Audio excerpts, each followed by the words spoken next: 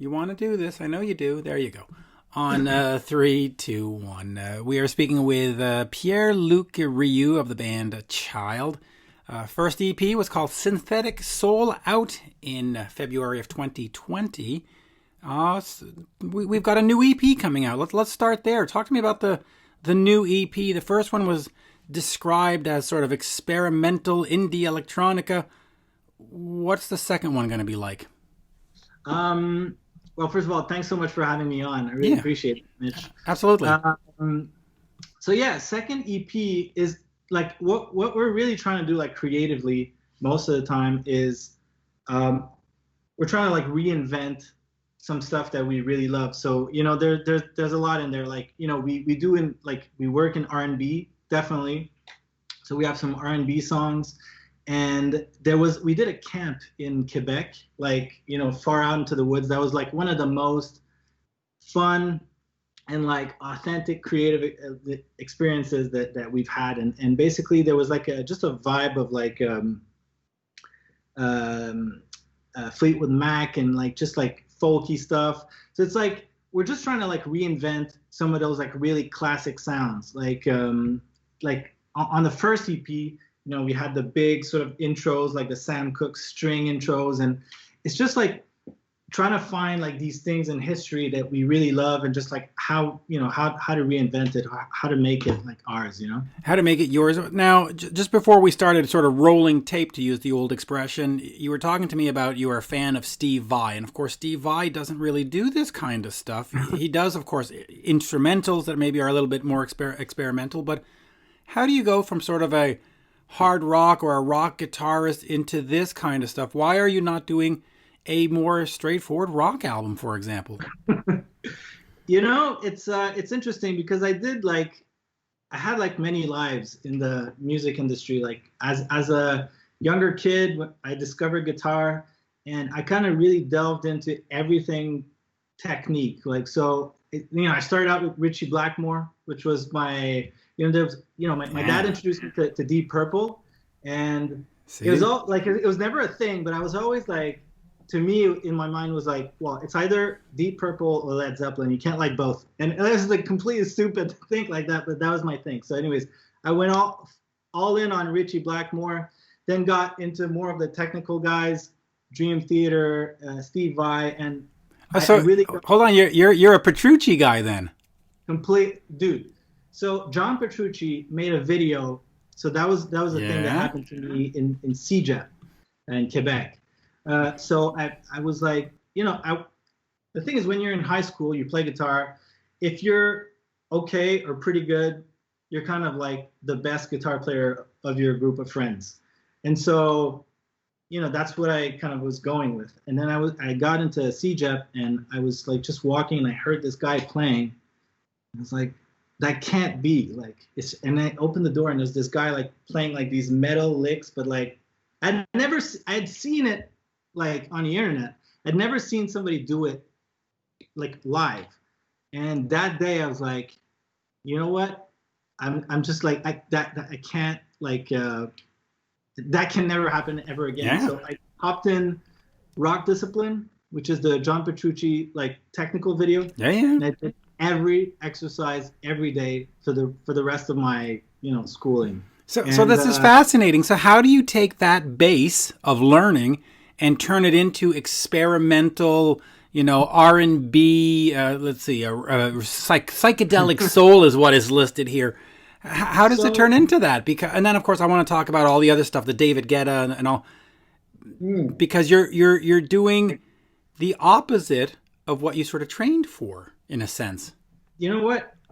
Completely. And I did, at that time, I was in a rock band and we did tour. We did some tours with the Vans Warped Tour, and I opened for Alice Cooper at the time, and like all kinds of like. When did you open for Cooper and where?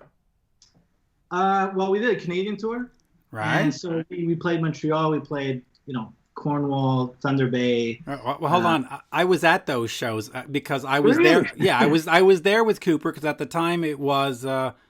Let's see, the Alice Cooper show probably goes back to 2007. Yeah, maybe like ballpark. Yeah. Yeah. Totally.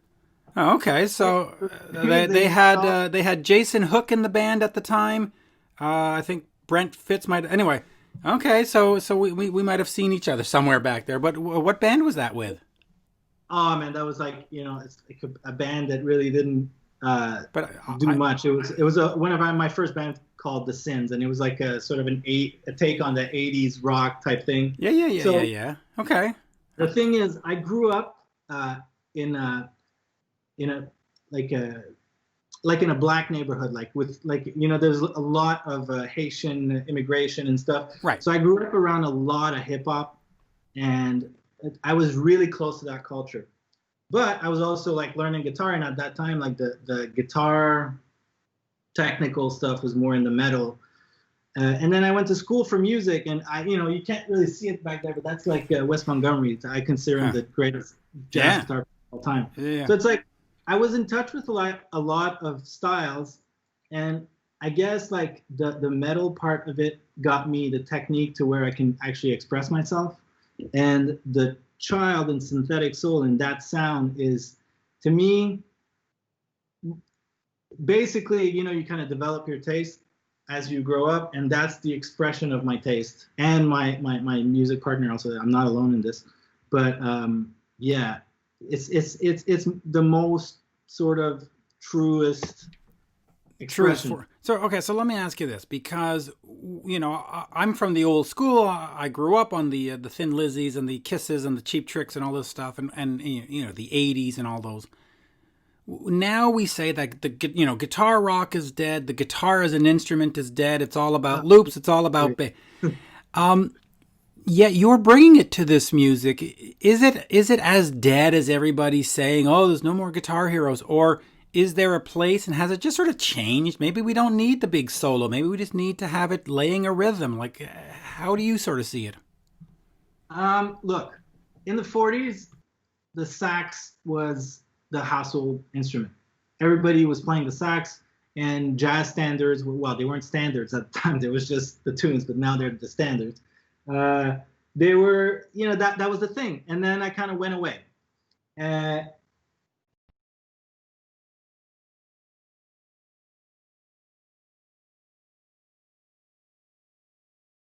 Like Katy Perry brought it back, like at the end of one of her hits, but also like Bon Iver experimented with the sax in a very different way. So to answer your question, I think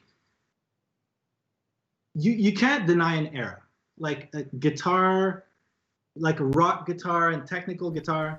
I think the technical aspect of it has really changed, but it's very vibrant. Like if you go on YouTube and you check these kids out like playing, it's not like the '80s technical stuff. I would argue it's even more advanced, because now it's like they're learning on the new stuff. So it's like, I think there's going to be just new expressions of technique, new expressions of metal. It's like, I think every 20 years you see a resurgence of a style. And it's like, I mean, Van Halen just passed, and he kind of completely marked an era of sound and guitar. So I wouldn't be surprised if like in a couple of years you would see, like an homage or like a remix of a Van Halen from a like 15-year-old kid from Brooklyn somewhere, Yeah, so well, that'll be coming. You can't deny Eddie. He's the king. Yeah, and you can't deny styles. It's like it's been marked in time. It's like that was the thing. That was cool back then. People got away from it. There's this guy in Montreal that in the '70s, disco was like the most, the thing. Yeah. And in the '80s, people were burning their disco records. And there's this guy that just bought a bunch of disco catalogs. And in the '90s, when they started to get sampled by all the urban acts, this guy made a ton of money, because, disco was popular again. It was just reinvented in samples. And now a ton of people are like buying catalog, and it's this new, there's a lot of companies that invest in like buying catalog, because it's and I know one of those companies. I deal with one of them. There's one called Primary Wave. They just bought Stevie Nicks, and they just bought Whitney Houston. And I talk to the guy every night on the phone. He's like, "Hey, we're going to buy this next." I'm like, crazy. Well, If you have a catalog to sell, let me know. Yanni, the singer of my band, works really closely with that company as well. Primary Wave, man. That's the greatest company. You got to love the Primary. Now, we were talking about kids, so I'm going to throw this out here. My daughter, who's 17, loves, of course, Grey's Anatomy, and Pirouette appeared on Grey's Anatomy. Talk to me about getting a song in a television show, and what does that mean for you as an artist, other than just financial gain? Is it a validation? Is it just a business move? How important is that to say, hey, look at this. We're now in this program. Yeah, it was definitely not a business move, because we, like, the way that it works, and I'm sure you know this, but for the people that might not know, it's like you make the song, and then there's music supervisors, and then there's directors, and they get aware of the song, and then, so we didn't do the song for the episode, but there's a big part of our music that is cinematic. There's a lot of like string sounds. There's a lot of psychedelic or ambient effects, and like it was kind of in our DNA to ideally like get our music played on TV. I love the narrative aspect of music and film, and so it was a huge validation, because that's something that we wanted to do, and we got to do it on a show that's like iconic. And yeah, I was stoked. Like, my sister is a huge fan of Grey's, and my girlfriend too. And so it's like, you know, it's one of those things. I really hope there's more, because I really feel like a scene, you can totally tell a scene and music when the two kind of really gel together. There's just something magical, and you know, that was something special for us. Well, that's it. And listening to Chiild, like you say, you do get that sort of cinematic scope to it because of the way it's constructed. Do you see yourself down the road maybe wanting to do scoring and just being a guy in Hollywood that does that?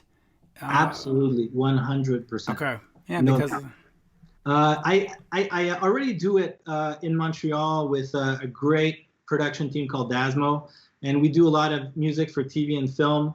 And it's funny because like I started out in Montreal, and I met these guys, and it was supposed to be a 3-month contract, and I've been with them for 10 years now. It's like there really was a fit, and it was awesome. But then when I went to LA, I figured, well, okay, so in Montreal I do music for film, and I do like, you know, bands and stuff. So awesome, I'm just gonna go to the mecca of TV and film. But the thing is, what's amazing in LA is that the industry is so big that every sort of genre is like segmented. So it's like it's all specialized, like in Montreal. So, but I would definitely love to do that in the future. But right now, with Chiild, we're definitely, you know, we just like we're kind of on an upwards trajectory of like, right, you know, doing touring, hopefully in at some point. No, but you see, I agree with you. I've done the rock reporting thing for many years, and I do it out of Montreal like you. And it was great because when you event, you know, they invite you to a show, and you go out to LA, you're just one of 100 schmoes who wants to get, and you there's no room. So there's an advantage for being here. If you have I'm a pretty competitive guy at heart, and that gets me going. Like, that gets my fire burning. It's like I come here and it feels like you're in the NBA, you're in the NHL, you're in the bigger league. And you know, it's like and not to denigrate the talent in Montreal, because actually one of the things that's like the most important to us is to create like a creative bridge between Montreal and LA. Like, you know, there's this guy Max Martin. He's like this incredible producer, songwriter. He's from Sweden, and he created a bridge between, I guess Stockholm, or, you know, somewhere in Sweden, and Los Angeles. And I always like thought that was amazing. And, you know, if we can get, I think that geography plays a big part for now, but maybe not for long. Well, geography is becoming sort of less and less important, especially with, you know, the ability to record and stuff by sending tracks through email, and of course the live streaming.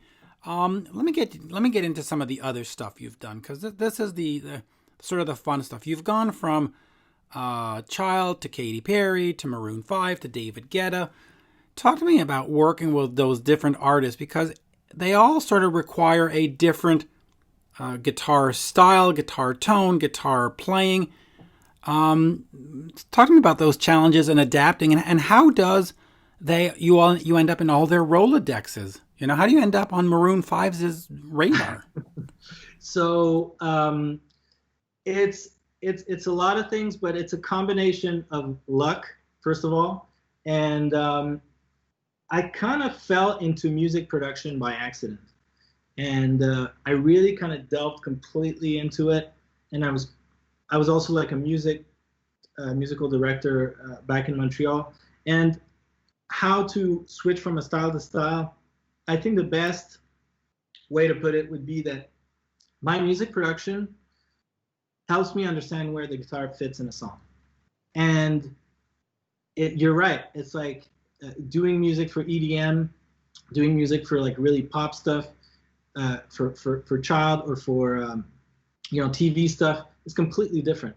And for all those pop acts, I think, and like I'm talking about like the really like kind of radio pop, I think it's more of first of all, how do I get into these things? It's a lot with relationships with producers.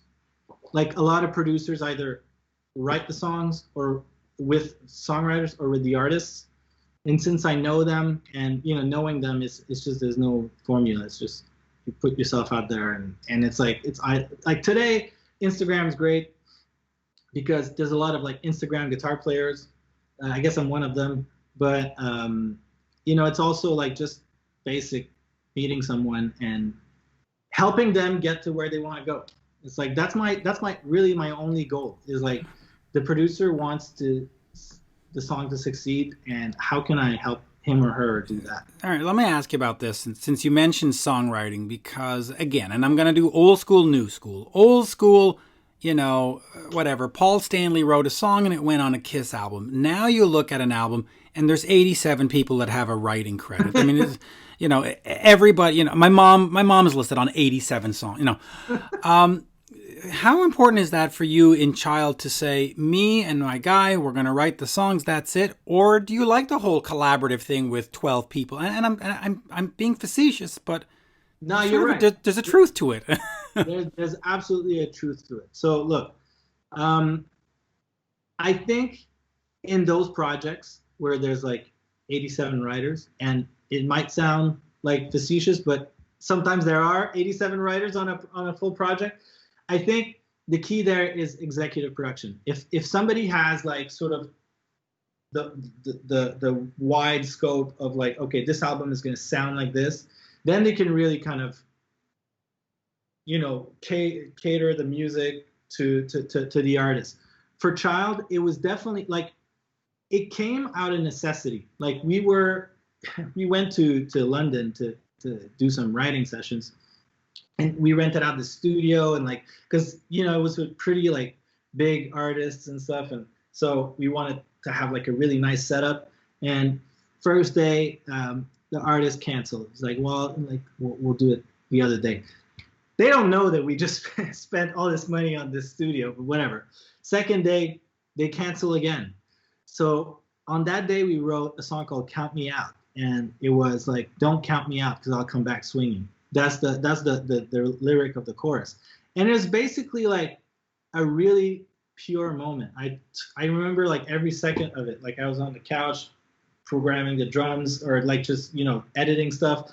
Yanni was like cutting vocals, and it was just like kind of out of frustration. And then we figured like, look, there's all these songs that we're writing or we're producing, all this stuff that we want to do or experiment with, and we don't always get a chance to do it with artists, because either they change it or they change the schedule of it, or it comes out too late, and then other people have already kind of done it, so it's pointless. So we figured, why don't we just put out our own stuff? Well, that's the way to do it. Now, on, of course, Synthetic Soul, you have a writing credit on everything. Is it important for you to actually have a writing credit on there? Because again, there are some of the artists, and some of the artists that you've worked with, they've had songs and albums completely written by somebody else. Would that be okay with you if I came up with 5 songs and said, all right, if it's good, it's good, or no? It's like, no. Rioux does Rioux songs. Leave me alone. Look. And no, I'm not a songwriter. That wasn't a pitch. All good. I would never take a credit from a song that I had nothing to do with. So, but the whole point of... But would you record it, though? Of course. Yeah, absolutely. Because I think at the core, it's all about the song. And it's like, if a song to me is, I was watching your interview with Ted Nugent. And that's a good one. First of all, I gotta apologize because my background isn't as cool as his. He had like arrows and guns, and he had a vault and like all kinds of stuff. But like a bear carpet, yeah, it was great. But like, look, you can be a fan or not of Ted Nugent, but you can't deny that the dude is authentic. He's just himself, and you can like it or you can dislike it, but he's real. So that was the whole point of Chiild. We just wanted to make something that was authentic to us. So I would say, if somebody comes in with an amazing song, I'm gonna work on it. I'm gonna try to put my DNA on it just to make it Chiild, But I'd be actually at the camp that we did in Quebec. We had this amazing songwriter and lyricist called Shun Guzzo. She's an artist herself, but she came in as a writer, and she wrote tons of stuff that she wrote like a bunch of songs where she collaborated a lot on the lyrics, but she has something to say and it's authentic and it's real, so why not sing it?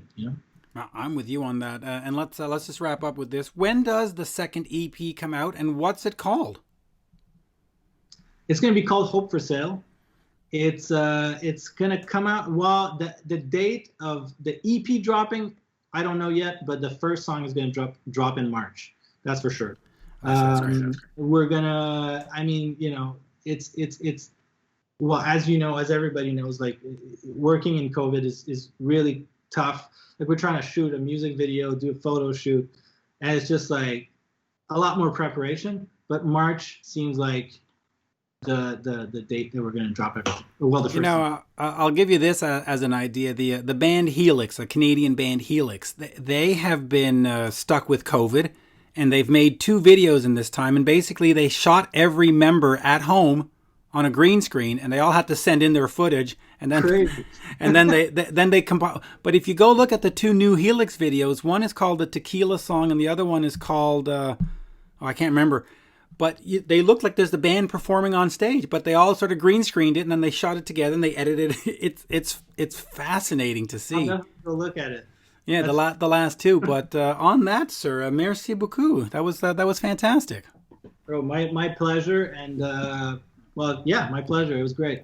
Absolutely, and we'll do another one soon. Merci bien. Awesome. All right.